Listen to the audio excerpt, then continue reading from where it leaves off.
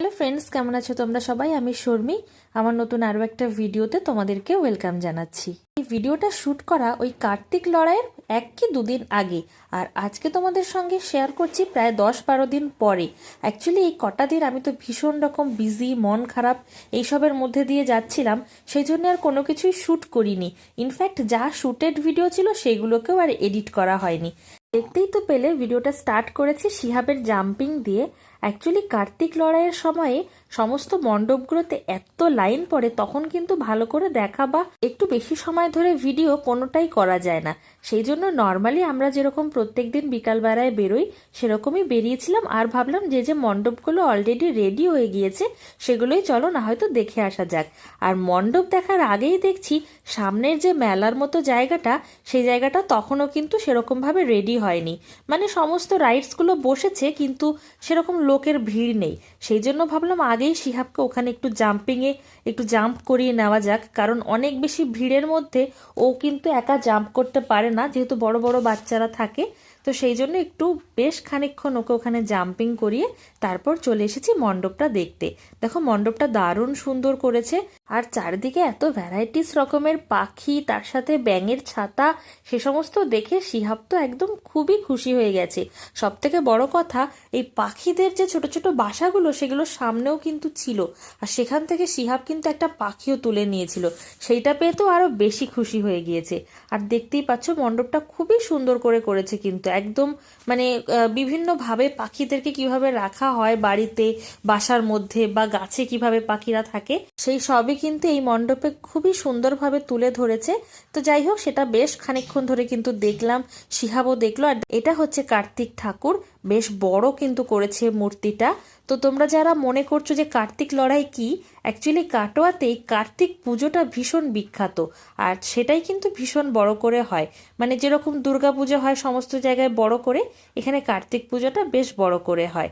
আর পরের দিন থাকে প্রসেশনের একটা প্রসেস, তো সেইটাতে আরও বেশি ধুমধাম হয়, সেটাকেই কিন্তু মেইনলি কার্তিক লড়াই বলছে। ওই মণ্ডপটা থেকে বেরিয়ে রাস্তায় যখনই এগিয়ে যাচ্ছি, যেদিকেই এগোচ্ছি দেখছি চারিদিকে খুবই সুন্দর করে কিন্তু লাইটিং করেছে। যাই হোক, মন তো খারাপ ছিলই, খুব যে একটা আনন্দ করছিলাম সেটা নয়, কিন্তু তারপরেও তোমাদের সাথে ভিডিও শ্যুট করব। আর সব থেকে বড় কথা, শিহাব যেহেতু এবছর একটু বুঝতে শিখেছে, আর ও দেখছে একদম বাড়ির সামনে থেকে শুরু করে সমস্ত জায়গায় রাস্তার দুদিকে এরকম বড় করে মেলার মতো বসেছে, তো ওকে যদি একটু না নিয়ে যায় ব্যাপারটা ঠিক ভালো দেখায় না। আর তার সাথে দেখতেই পাচ্ছ এত সুন্দর লাইটিং দেখে শিহাব তো পুরো আনন্দে আত্মহারা হয়ে গেছে। তো সেই জন্য ভাবলাম যতই মন খারাপ থাকুক, চলো শিহাবকে নিয়ে বেরোনো যাক, সেটা ভেবেই বেরোনো, আর তোমাদেরকে দেখানোর জন্যই কিন্তু শ্যুট করা। রাস্তায় যেতে যেতে আরও একটা মণ্ডপ কিন্তু চোখে পড়লো, যদিও এই টাইমে এই মণ্ডপের আরও বেশ কিছু কাজ বাকি ছিল, সেই সমস্ত কাজই তখনও চলছিল, বিশেষ করে লাইটিংয়ের কাজ। যাই হোক, সেসব দেখে রাস্তার দুদিকে তো বিভিন্ন জিনিস বসেছে, গাড়িতে করেই এদিক ওদিকে দেখতে দেখতে একটু এগিয়ে যাওয়ার পরে দেখছি একটা জায়গায় মিউজিক চলছিল, তার সাথে এরকম লাইটিং চলছিল, বেশ সুন্দর লাগছিল সিস্টেমটা। আগের বছর কিন্তু বেরিয়েছিলাম, তখন এই ব্যাপারটা দেখিনি, এবার রাস্তায় এই জিনিসটা একটু নতুনত্ব লাগলো। তাছাড়াও তো প্রচুর জিনিস বসেছে দেখতেই পাচ্ছ, মানে যেরকম মেলায় হয় আর কি, কিন্তু মেলা তো একটা ছোট্ট জায়গার মধ্যে হয় বা একটা নর্মাল ছোট্ট এরিয়ার মধ্যে হয়, এটা কিন্তু সেরকম নয়। এই কার্তিক লড়াইয়ের টাইমে কাটোয়াতে মানে সমস্ত রাস্তাতেই কিন্তু দুধারে এরকমভাবে বিভিন্ন জিনিস বিক্রি হয়, বিভিন্ন খাবারের জিনিস, বাচ্চাদের খেলনা, আরও মানে বিভিন্ন সরঞ্জাম, মানে মুখে বলে শেষ করা ইম্পসিবল। জামা কাপড় থেকে শুরু করে শীতের জিনিসপত্র, রান্নার জিনিসপত্র, আর বাচ্চাদের তো সমস্ত কিছু রয়েইছে, মানে বিভিন্ন খেলনা, গাড়ি, আরও সফট টয়েস, বেলুন, মানে কি বলবো, মেয়েদের সাজার জিনিস, মানে যা যা থাকে নর্মালি মেলাতে সে সমস্ত তো ছিলই, আর প্রচুর প্রচুর পরিমাণে থাকে। এবছর আমি আরও একটা মজার জিনিস জানতে পারলাম, নর্মালি মেলাতে যারা স্টল দেন সেই স্টলেই তারা কিন্তু রাত্রি যাপন করেন, কিন্তু এখানে যারা বিক্রি করতে এসেছেন অনেকেই কিন্তু বাইরে থেকে এসেছেন, এবং তারা কিন্তু এখানে এই রাস্তার ধারেই একটা তাঁবু টানিয়ে সেখানেই কিন্তু রাত্রি যাপন করেন। ব্যাপারটা সত্যিই খুব লোমহর্ষিত। কারণ কি, এতটাই ঠান্ডা পড়ে গেছে এই টাইমে, তার মধ্যে লোকজন এই ছোট্ট ছোট্ট জিনিস বিক্রি করার জন্য অনেক দূর দূরান্ত থেকে এসেও কিন্তু এইভাবে রাস্তার পাশে পড়ে থাকছেন। সেখানে বাথরুম করার অসুবিধা, খাওয়া দাওয়ার অসুবিধা, তারপরেও তারা এই মোটামুটি 7-8 দিন কিন্তু এই মেলাটা পুরোপুরি চলে। কার্তিক পুজোর সময়, কার্তিক লড়াইয়ের টাইমে, তখন কিন্তু ওরা টানা এই টাইমটা এখানেই থাকেন, সেটাই ওনাদের কাছ থেকে শুনলাম। যাই হোক, যেহেতু আমি গাড়িতে করেই ঘুরছিলাম, নামছিলাম না, বাইরে থেকেই যতটুকু দেখতে পারা যায় সেটাই দেখছিলাম। আর রাস্তায় যেতে যেতে এই যে মাথায় লাইটিং দেওয়া যে ফুলগুলো পাওয়া যাচ্ছে, সেইগুলো শিহুর মাসিমণির খুব পছন্দ ছিল। সেইগুলো দেখে মাসিমণির কথা খুবই মনেও পড়ছিল।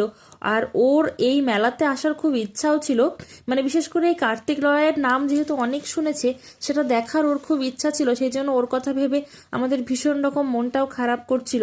ওকে বারবার ফোনও করছিলাম যে যদি ও সম্ভব হয়, যদি মামা শরীর একটু ঠিক থাকে, তাহলে যদি এই 7 দিনের মধ্যে কোনো একদিন আসতে পারে। তো যাই হোক, দেখো এবার আরও একটা মণ্ডপে চলে এসেছি। এই মণ্ডপটাতে ঢুকেও কিন্তু শিহাব ভীষণ হ্যাপি হয়েছে। গত বছর এখানে বুর্জ খালিফা করেছিল, আমরা 4-5 দিনেও কিন্তু লাইন কভার করে আসতে পারিনি। সেই জন্য এবছর ভাবলাম আগে থেকেই ঢুকে পড়ি। তো দেখতেই পাচ্ছ 2 দিন আগেও কিন্তু ভীষণ রকম লাইন পড়েছে। বাইরে থেকে তো বুঝতে পারা যায়নি যে মণ্ডপটা ভিতরে কেমন বানিয়েছে, কিন্তু ভিতরে ঢুকেই যখন শিহাব ওই গৌতম বুদ্ধর মূর্তিটা দেখেছে, ওইটা দেখেও খুব হ্যাপি হয়েছে। কারণ দার্জিলিংয়ে গিয়ে প্রথমবারও গৌতম বুদ্ধর মূর্তি দেখেছিল, আর তাকেও নাম দিয়েছিল টং। তো ঢুকেই আমাকে বলছে, মা এই দেখো টং বসে আছে। যেহেতু ওই মূর্তিগুলোর উপরে ঘন্টা থাকতো আর ঘন্টাতে টং করে শব্দ হতো, সেই থেকে নাম হয়ে গেছে টং। যাই হোক, শিহাব তো তার টঙের সাথে ছবি টবি তুলে দেখো বাইরে বেরিয়ে গেছি। আর সেখানে এসেও বেশ কিছু খেলনা, এটা সেটা সমস্ত কিছু দেখছিলাম। আর শিহাব তো এটা ওটা কিনতেও চাইছিল, ওকে বললাম যে না এখনই কিনবো না, আরও একটু ঘুরে দেখিনি কোথায় কি বসেছে, তারপরে ফাইনালি না হয়তো নেওয়া যাবে। এখানে আবার দেখছি সোয়েটার ফোয়েটার নিয়েও বসে পড়েছে। ব্যাপার হচ্ছে গাড়ি নিয়ে কিন্তু এরকম মেলার মধ্যে ঘোরা খুব ইম্পসিবল। যেহেতু রাস্তার দুধারে বসেছে, সেই জন্য না হয়তো গাড়ি নিয়েই ঘুরছি, কিন্তু খুব একটা ভালো করে দেখতে পাচ্ছি না লোকজনের ভিড়ে। আর এই মণ্ডপটার অবস্থা দেখো, এটা কিন্তু তখন উদ্বোধনও হয়নি, এদিকে এত ভিড়। ভাবলাম যাই হোক, এদিন তো আর হবে না, পরের দিন একটু আগে আগে এসে চেষ্টা করব ঢোকার। আর দেখতেই পাচ্ছ একটা সাইডে পুরো লাইন ধরে ফুচকার দোকান বসেছে, কিন্তু সেই এনার্জি বা মজাটা নেই যে দাঁড়িয়ে একটু খাবো। মন মেজাজ তো খারাপ আছে, তোমরা আমার শেষ ভিডিওতে জেনেইছো। ঘুরতে ঘুরতে এবার আমাদের কলেজের একজন কলিগ দাদার সঙ্গে দেখাও হয়ে গেল। তার মেয়ের সাথে শিহাব একটু গল্প টল্প করলো। এখান থেকে বেরিয়ে আমাদের পরিচিত একটা দোকান থেকে ফিশ ফিঙ্গার কিনে খেলাম। আমার আবার একটা বিষয় রয়েছে, যতই মেলায় যত কিছু বসুক না কেন, অচেনা বা অচেনা দোকান এবং অজানা খাবার কোনোটাই আমার খেতে ইচ্ছা করে না।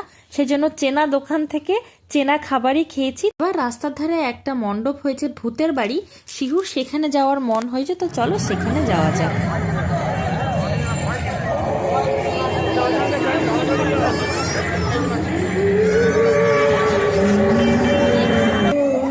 যাবি যাবি যাবি ওর খুব শখ ভূতের বাড়ি যাবে। এ ভূত যাবি, ভূত যাবি।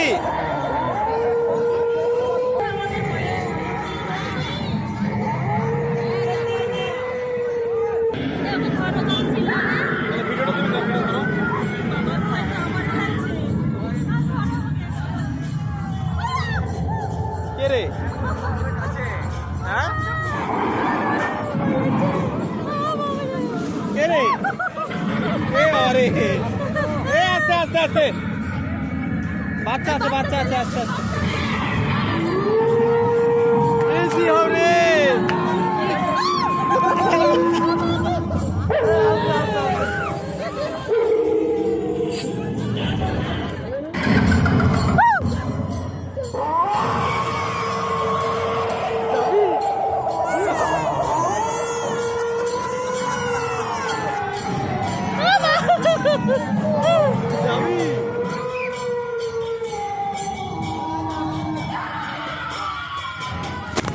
বাবা, ওরে বাবা,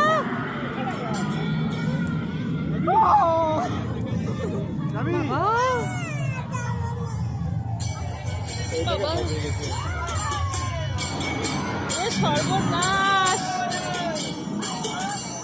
দেখ তাহলে তাহলে এই দেখে লোকে ভয় পাবে না।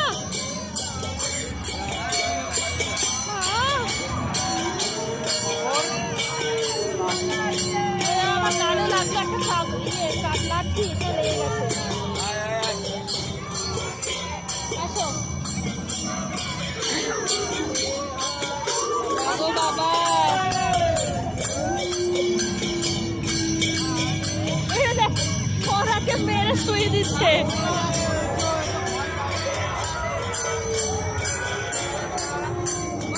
সর্বনাশ, বাবা ভিতর পুরো চাঙ্গা হয়ে গেল ভয়ে।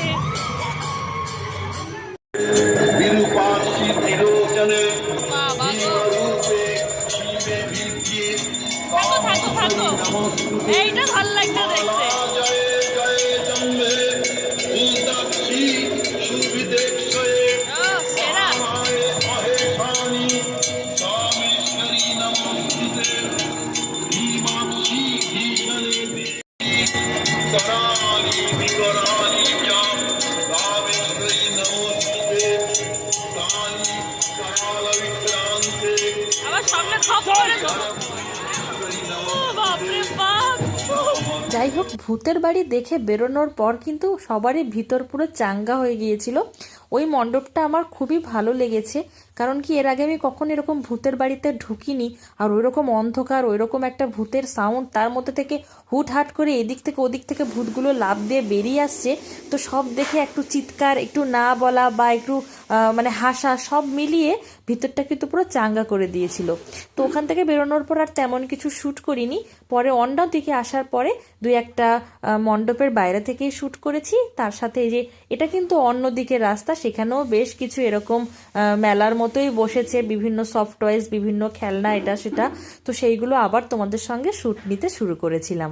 আর এসব করতে করতে ঘড়িতে কিন্তু টাইম প্রায় শেষের দিকে। এবার আমাদেরকে বাড়ি ব্যাক করতে হবে। এত কিছু দেখার পর যদি শিহাবকে কিছু কিনে না দিই, বুঝতেই পারছো আজকে আমাদের আর বাড়ি যাওয়া হবে না। যাই হোক, সেসব ভেবে ভাবলাম 3-4 দিন তো আসবই, আর প্রতিদিনই কিছু না কিছু কিনতেই হবে। তো প্রথমে এই যে এই খেলনাটা চেয়েছে, কিছু একটা বলে, এটার নাম আমি ঠিক জানি না। তারপরে দেখছি একটা কাঠের দোকান, সেখানে আবার শিহুর বাবার এই কাঠের প্লেট খুব পছন্দ হয়েছে। আর জিনিসটা বেশ ইউনিক দেখে আমিও আবার সেখানে দাঁড়ালাম, খানিকক্ষণ দাম দর করলাম, যদিও ফাইনালি সেটা আর কেনা হয়নি। তারপরে শিহাব এই যে এই বেলুনগুলো কেনার জন্য খুব জোরাজুরি করছিল। তো ফাইনালি এই বেলুনও শিহাবকে একটা কিনে দিয়েছি। আর মেলায় এসে জিলাপি খাবো না, এটা ঠিক আমার ভালো লাগে না, সেই জন্য একটু জিলাপিও নিয়ে নিয়েছি। এই দেখো শিহাবের বেলুন ঠেলুন নিয়ে গাড়িতে চুপচাপ বসে পড়েছে। চলো, আজকের ভিডিওটা এই পর্যন্তই থাকলো। দেখা হচ্ছে নতুন কোনো ভিডিও নিয়ে খুব শিগগিরই। ততক্ষণ পর্যন্ত তোমরা সবাই ভালো থেকো আর আমাদের জন্য প্রে করো। Take care and bye by.